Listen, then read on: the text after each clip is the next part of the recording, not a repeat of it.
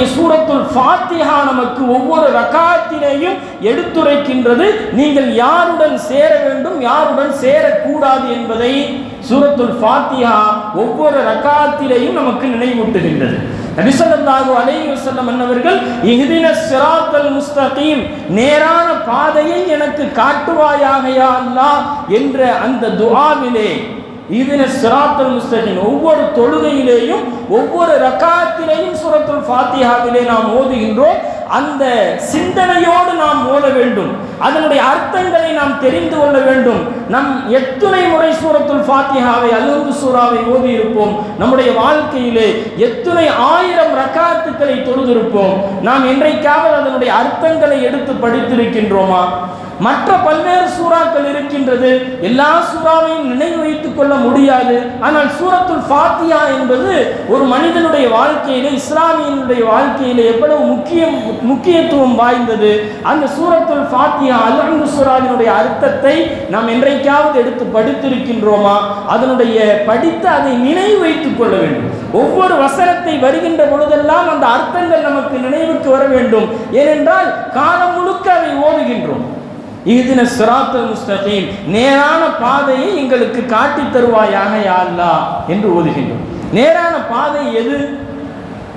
நல்லோர்கள் யார், தீயோர்கள் யார்? அல்லாஹ் இந்த சூரத்துல் ஃபாத்திஹாவிலே தெளிவுபடுத்துகின்றான். நீங்கள் நல்லவர்களோடு சேர வேண்டும், நீங்கள் தீயவர்களோடு சேர்ந்து விடக் கூடாது. அல்லாஹ் தொடர்ந்து சொல்லுவான், இஹ்தினஸ் ஸிராத்தல் முஸ்தகீம் ஸிராத்தல் லதீன அன்அம்த அலைஹிம், யா அல்லாஹ் நீ யாருக்கு அருள் புரிந்தாயோ அவர்களோடு, அவர்கள் எந்த ஹிதாயத்தை பெற்றார்களோ அந்த ஹிதாயத்தை எங்களுக்கு காட்டு, எதிலே எங்களை ஆக்கி விடாதே. கைரில் மக்லூபி அலைஹிம் வலல்லாலீன், யா அல்லாஹ் நீ யாரை கோபப்பட்டாயோ அப்படிப்பட்ட நபர்களிலே எங்களை ஆக்கி விடாதே. யார் வழிகிட்டு போனார்களோ அவர்களுடைய வழியிலே எங்களை ஆக்கி விடாதே. நாயகம் ஸல்லல்லாஹு அலைஹி வஸல்லம் அன்னவர்களும் நபிமார்களும் சஹாபாக்களும் எந்த வழியிலே இருந்தார்களோ அப்படிப்பட்ட அஹ்லு சுன்னத் வல் ஜமாஅத்திலே எங்களை நிலைத்திருக்க செய்வாயாக. நாம் இருப்பது சஹாபாக்களுடைய வழி, நாம் இருப்பது நல்லோர்களுடைய வழி, கெட்டவர்களுடைய வழியிலே எங்களை ஆக்கி விடாது என்று அல்லாஹ்விடத்திலே துஆ செய்கின்றோம். அந்த துஆவை அல்லாஹ்வே நமக்கு கற்றுத் தருகின்றான். நல்லோர்களோடு சேர்ந்திருங்கள், தீயவர்களோடு சேராதீர்கள், அவர்களை பற்றியுண்டான எச்சரிக்கையை மனிதர்களுக்கு நீங்கள் சொல்லுங்கள். சமூகத்திலே இஸ்லாத்தின் பெயரால் இன்றைக்கு நாங்கள் மார்க்கத்தை சொல்லுகின்றோம் என்ற பெயரிலே குர்ஆன் ஹதீஸை புதிதாக சொல்லுகின்றோம், தூய வடிவிலே நாங்கள் இஸ்லாத்தை சொல்லுகின்றோம் என்ற வழியிலே வந்தவர்களினால் இன்றைக்கு சமுதாயம் அடைந்திருக்கின்ற பல்வேறு குழப்பங்கள், இன்றைக்கு மார்க்கத்தை எப்படியெல்லாம் ஒரு மிக கீழ்த்தரமாக ஆக்கிவிட்டார்கள். மார்க்கத்தை யார் பேச வேண்டும், கற்றறிந்தவர்கள் பேச வேண்டும் என்று இருக்க, இன்றைக்கு யார் வேண்டுமானாலும் பேசலாம் என்று எல்லோருடைய மதிப்பையும் குறைத்து விட்டவர்கள் இந்த குழப்பவாதிகள் என்பதை சமுதாயம் சிந்திக்க கடமைப்பட்டிருக்கின்றோம். எல்லோரினுடைய கண்ணியத்தை சீர்குலைத்து விட்டார்கள் அல்லவா? நபிமார்கள் அவர்கள் சாதாரணவர்கள் தான், சஹாபாக்கள் அவர்களுக்கெல்லாம் ஒரு மதிப்பில்லை, பெரியவர்களுடைய பேச்சை கேட்கக்கூடாது, இமாம்களினுடைய ஆய்வுகளை எடுக்கக்கூடாது என்று சமுதாயத்திலே இன்றைக்கு பல்வேறு விதமான பிரிவினைகளை ஏற்படுத்தி விட்டார்கள். அல்லாஹ் சொல்லித் தருவான், பல்வேறு வசனங்கள் நமக்கு சொல்லித் தருகின்றது. இஹ்தினஸ் ஸிராத்தல் முஸ்தகீமில் பட்ட நல்லோர்கள் யார் என்பதை திருக்குர்ஆன் மிக தெளிவாக சொல்லிவிட்டது.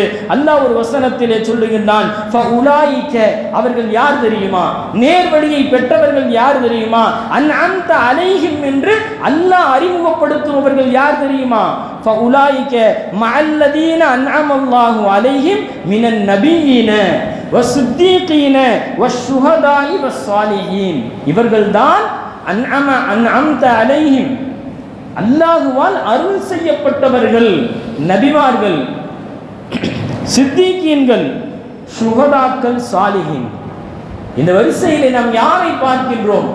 அருமை நாயகம் ஸல்லல்லாஹு அலைஹி வஸல்லம் அவர்களுக்கு பின்னால் அவர்களோடு வாழ்ந்த அருமை சஹாபா பெருமக்கள், அவர்களுக்கு பின்னால் சஹாபாக்களிடத்திலே பாடம் கற்ற இமாம் பெருமக்கள், நாம் பின்பற்றி வருகின்ற இமாம்களின் மகத்துவமான இமாமாக உலகமே போற்றுகின்ற இமாமுல் ஆலம் என்று சொல்லப்படக்கூடிய ஹஜரத் அபூ ஹனீஃபா ரஹ்மத்துல்லாஹி அலைஹி என்பவர்கள் சுமார் 40க்கும் மேற்பட்ட சஹாபாக்களை சந்தித்திருக்கின்றார்கள், அவர்களிடத்திலே பாடம் பெற்றிருக்கின்றார்கள் என்பது நமக்கு எவ்வளவு பெரிய சந்தோஷம்.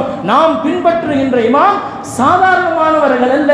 ஏதோ இன்றைக்கு இவர்கள் குர்ஆனினுடைய தமிழை படித்துவிட்டு நம்பர்களை சொல்லுகின்ற இமாம்கள் அல்ல.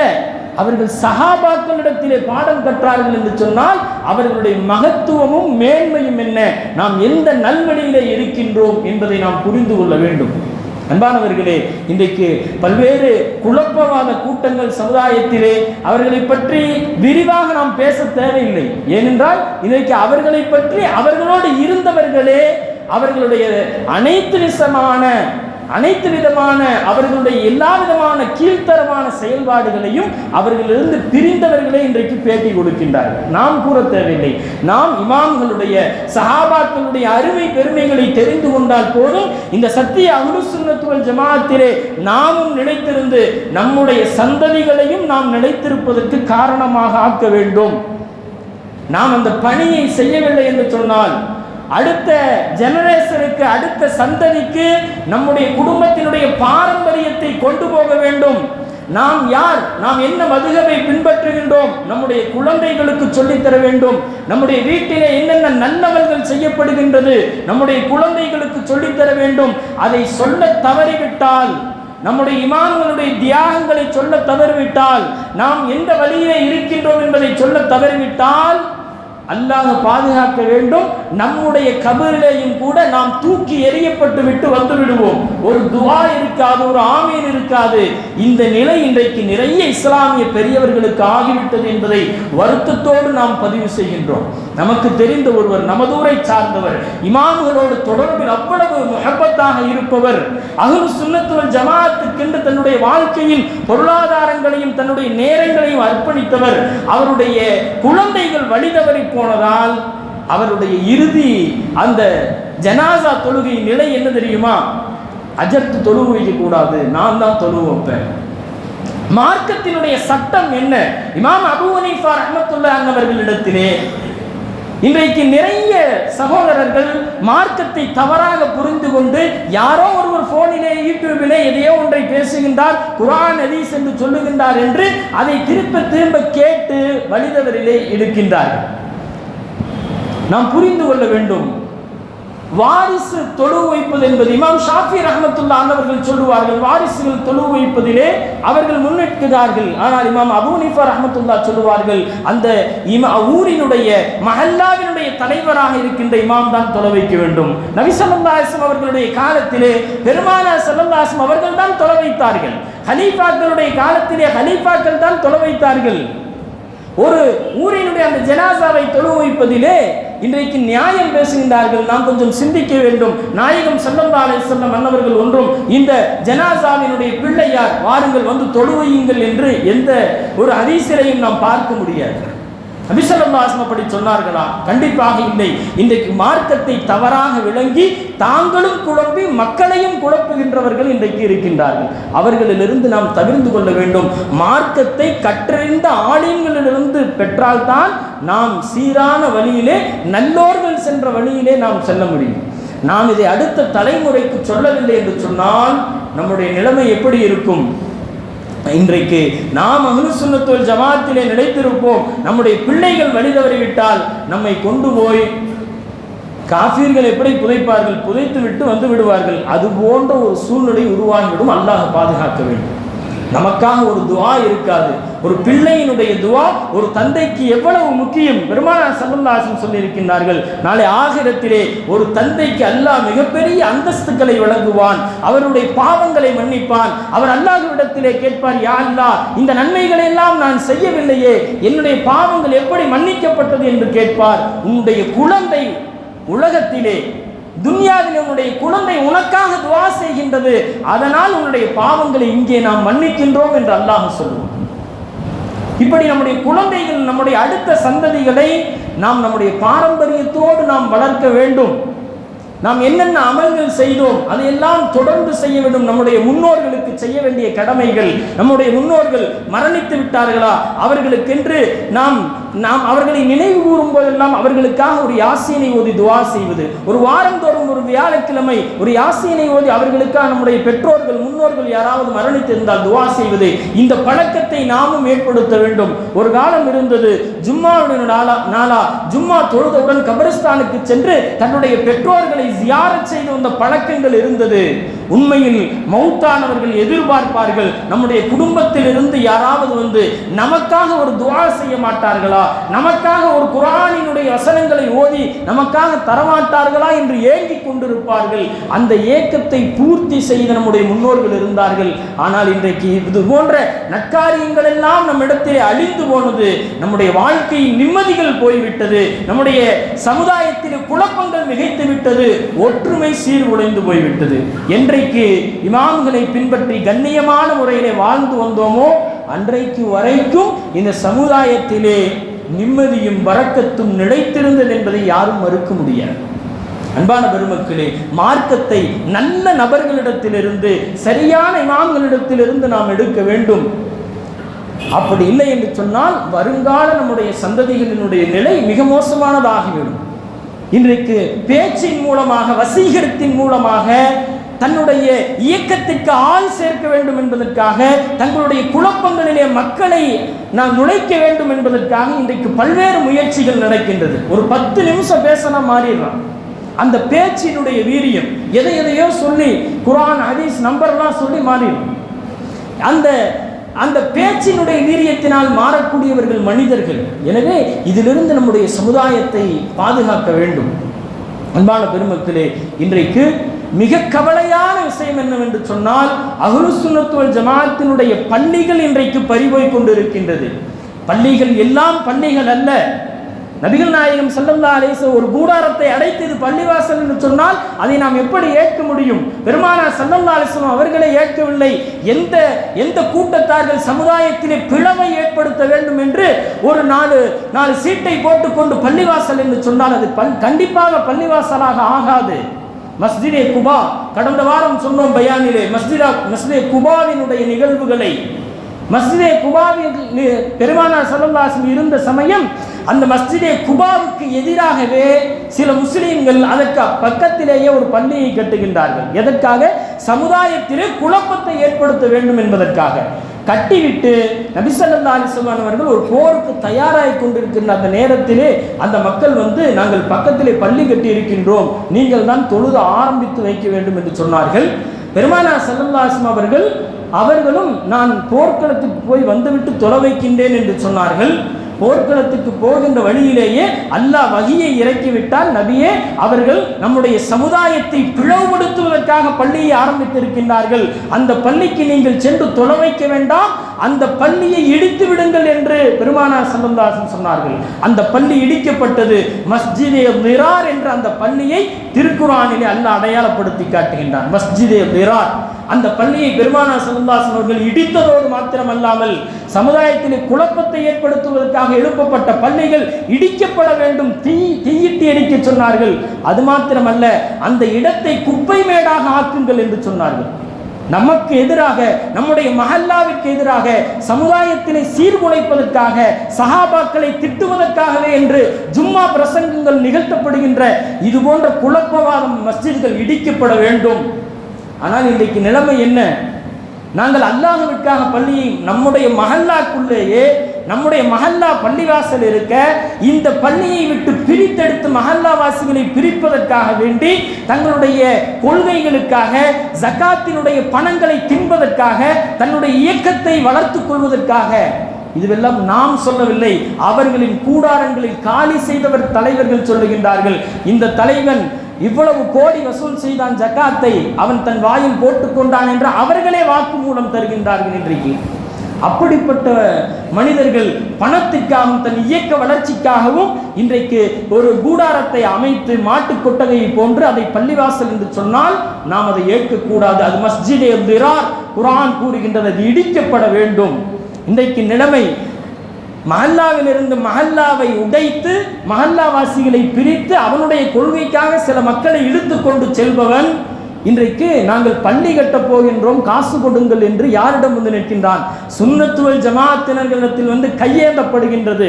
நாங்கள் பள்ளி கட்டுகின்றோம், அல்லாஹ்வுக்காகத்தான் பள்ளி கட்டுறோம், நீங்க எங்களுடைய கொள்கையெல்லாம் பார்க்காதீர்கள். யார் எந்த இடத்திலே பள்ளிவாசல் என்று சஹாபாக்களை தரம் கெட்ட வார்த்தைகளால் திட்டுகின்றார்களோ, இமாம் பெருமக்களை தரம் கெட்ட வார்த்தைகளால் அசிங்கப்படுத்துகின்றார்களோ, அஹ்லு சுன்னத்து வல் ஜமாஅத்தை கேவலப்படுத்துகின்றார்களோ, அப்படிப்பட்ட மடையர்கள் இன்றைக்கு சுன்னத்து வல் ஜமாஅத்திடத்தில் கையேந்துவதற்கு என்ன நியாயம் இருக்கின்றது என்று நாம் கேட்க வேண்டாமா? கண்டிப்பாக அதற்கு உதவி செய்தால் அது பள்ளிக்கு உண்டான உதவி அல்ல. சஹாபாக்களை திட்ட நாம் காசு தருகின்றோம், இமாம்களை திட்ட நாம் காசு தருகின்றோம். அவன் கட்டும் வரைக்கும் அல்லாஹ்வுடைய பள்ளி என்பான், கட்டிய பின்பு இது என் இயக்க பள்ளி என்று சொல்லுவான். இந்த சமுதாயத்தை கேள்விக்குறியாக்குவதற்காகவே அந்த பள்ளிகள் செயல்படுகின்றது என்பதை இந்த நம்முடைய சுன்னத்து வல் ஜமாஅத் பள்ளியினுடைய பொறுப்புதாரிகளும் மஹல்லாவாசிகளும் இன்றைக்கு விளங்கப்பட வேண்டும். பள்ளிதானே கட்டுறாங்க, நன்மையான காரியமே என்று காசு கொடுத்து விட்டால் அதனுடைய எப்படி ஒரு நல்லதுக்கு காசு கொடுத்தால் அதனுடைய நன்மை வந்து சேருமோ, தீயதுக்கு காசு கொடுத்தால் அந்த தீமை கண்டிப்பாக உங்களை வந்து சேரும். சஹாபாக்களை திட்டியதனுடைய விளைவு உங்களை வந்து சேரும். நாம் எச்சரிக்கின்றோம் அன்பான பெருமக்களே, நம்முடைய மஹல்லாவை நாம் வளர்ச்சிப்படுத்த வேண்டும். மதரசாவினுடைய கட்டிடங்கள் நின்று கொண்டிருக்கின்றது, எவ்வளவோ தேவைகள் பாரம்பரியமிக்க நம்முடைய பள்ளியிலே தேவைகள் இருக்க, நம் சமுதாயத்தை கூறு போட்டு பிளப்பவர்கள் இன்றைக்கு நமக்கு எதிராக மஹல்லாவிலே ஒரு மஸ்ஜித் கட்டுகின்றார்கள் என்றால் அது மஸ்ஜித் அல்ல என்பதை நாம் முதலிலே புரிந்து கொள்ள வேண்டும். எனவே தொழுதால் நமக்கு அங்கே தொழுகை நடைபெற்றால் நமக்கு நன்மை என்று நீங்கள் வாரி வழங்கினால் அது உங்களுடைய பொருளாதாரத்தை நஷ்டத்திலே கொண்டு போய் போடுகின்றீர்கள் என்ற அர்த்தம். இது மாத்திரமல்ல, இன்றைக்கு சமுதாயத்திலே சிந்தனைக்கு உட்படுத்த வேண்டிய பல்வேறு விஷயங்கள் இருக்கின்றது. இப்படி ஒரு பக்கம் குழப்பவாதிகளுடைய கூடாரங்கள் ஒரு பக்கம் என்றால், இன்றைக்கு அஹ்லு சுன்னத் வல் ஜமாஅத்தினுடைய பள்ளிவாசல்கள் நம்முடைய கைகளை விட்டு சென்று கொண்டே இருக்கின்றது என்பதை மறுகணம் நாம் யோசிக்க கடமைப்பட்டு இருக்கின்றோம். அன்பான பெருமக்களே, யோசித்து பாருங்கள், இன்றைக்கு மஸ்ஜிதுகளுடைய நிலைமை நாம் யோசித்து பார்க்கின்றோம். இன்னைக்கு அஹ்லு சுன்னத் வல் ஜமாஅத்தினரான பெருமக்கள் இன்றைக்கு நிர்வாகத்திற்குள் வராததின் விளைவு இன்றைக்கு இயக்கத்தினுடைய பேர்வழிகள் என்று சொல்லி இந்த குழப்பவாத சிந்தனைகளை எல்லாம் யார் கொண்டிருக்கின்றார்களோ அவர்களெல்லாம் இன்றைக்கு உள்ளே வருகின்றார்கள். உனக்கு தேவை என்றால் உன்னுடைய நபர்களிடத்தில் வசூல் செய்து நீ கட்டிக்கொள், எதற்காக எங்களுடைய பள்ளிக்குள் நீ வருகின்றாய்? அஹ்லு சுன்னத் வல் ஜமாஅத் பள்ளிக்குள்ளே வந்து நிர்வாகத்திற்குள் அமர்ந்து கொண்டு இன்றைக்கு அவர்கள் செய்கின்ற சேட்டை பல்வேறு குழப்பங்கள் நமதூரில் மாத்திரமல்ல தமிழக அளவில் இது பெரும் பிரச்சனையாக இருக்கின்றது. நமக்கு தெரிந்த எத்தனையோ இமாம்கள் இன்றைக்கு அந்த புதிய நிர்வாகங்கள் அந்த தவறான சிந்தனை கொண்ட மதுஹபுகள் வேண்டாம் என்ற சிந்தனை கொண்டவர்கள் எதற்காக மதுஹபு பள்ளிகளுக்குள்ளே வர வேண்டும்? உங்களுக்கென்று கூடாரம் அமைத்துக் கொள்ளுங்கள். நீங்கள் இன்றைக்கு நிர்வாகத்துக்கு வந்து கொண்டு இன்றைக்கு மகரீபுக்கு பின்பு முன்னோர்களுக்கு யாசீன் ஓதாதீர்கள், மௌலீது ஓதாதீர்கள், இதுவெல்லாம் மார்க்கத்தில் இல்லை என்று பாரம்பரியமாக 100 வருடம் 200 வருடமாக நல்லமல்களை செய்து கொண்டிருக்கின்ற சுன்னத்து வல் ஜமாஅத் பள்ளியினுடைய நிர்வாகத்திற்குள்ளே இடம்பெற்று அந்த பள்ளியையே தங்களுடைய கட்டுப்பாட்டுக்குள் கொண்டு வருகின்றார்கள் என்றால் இதற்கு காரணம் சுன்னத்து வல் ஜமாஅத்தினர்கள் மாத்திரமே.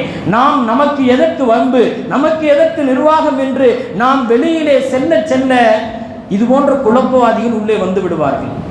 இன்றைக்கு புதிய புதிய பள்ளியை கட்டுகின்றார்கள், ஆனால் அங்கே யாசீன்கள் ஓதப்படுவதில்லை. பயான்களிலே இந்த குழப்பவாதிகள் எதை பேசுகின்றார்களோ அப்படியே பயான்.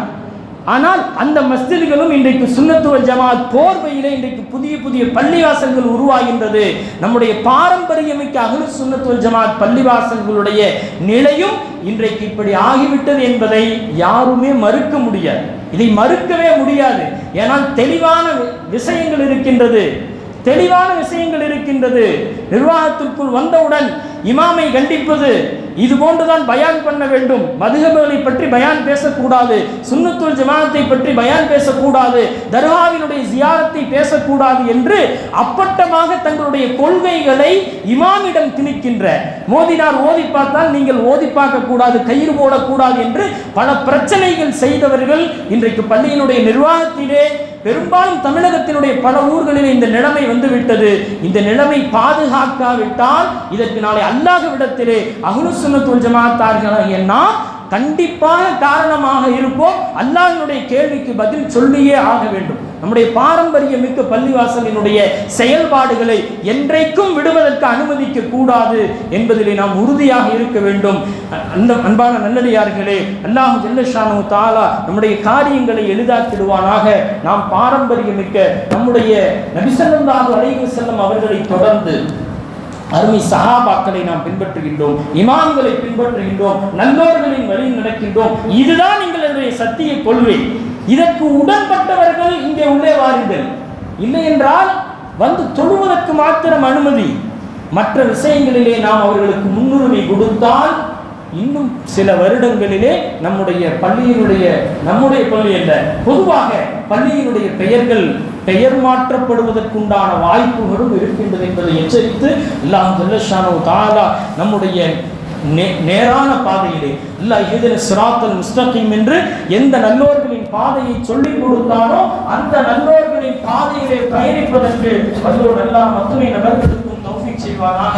ஆகிரு தஅவானா அல்ஹம்துலில்லாஹி ரப்பில் ஆலமீன். அஸ்ஸலாமு அலைக்கும் வ ரஹ்மத்துல்லாஹி வ பரகாத்துஹு.